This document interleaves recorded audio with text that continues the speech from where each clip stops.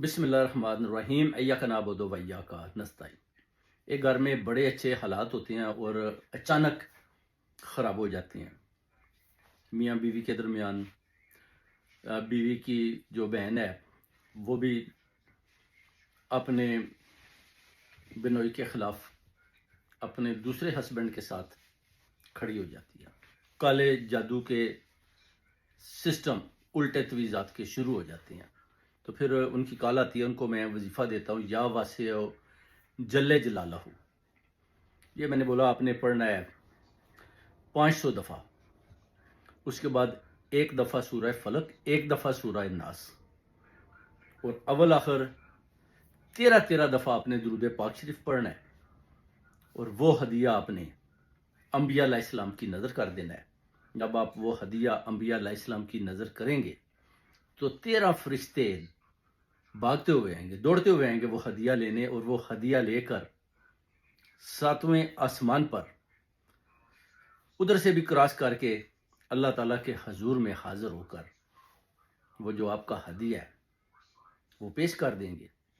اور سفارش کریں گے، اور ادھر حکم صادر ہوگا اللہ تعالیٰ کے حضور سے کہ ان کے گھر میں جو پرابلمز ہیں ان کو ختم کر دیا جائے، جو الجھنیں ہیں، جو بندشیں ہیں، جو رکاوٹیں ہیں، ان کو ہٹا دیا جائے۔ فرشتے اپنا پر مار کر آپ کے رستے صاف کر دیں گے، اور انشاءاللہ آپ کی منزلیں قریب ہو جائیں گی۔ جیسے ہی آپ اس ہدیے کو دیں گے، اور ایک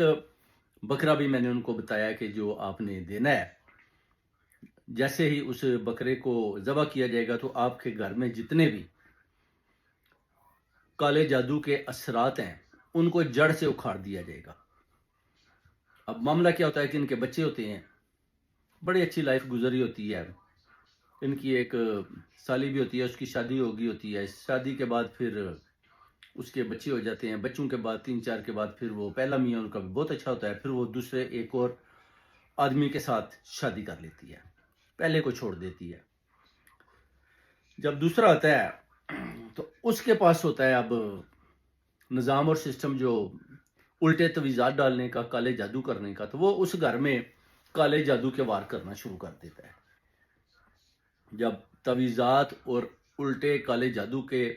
معاملات شروع ہوتے ہیں تو گھر کے اندر ایک دم چینجنگ آنی شروع ہو جاتی ہے۔ بیٹی اپنی مرضی کرنے لگتی ہے، بیٹا ایک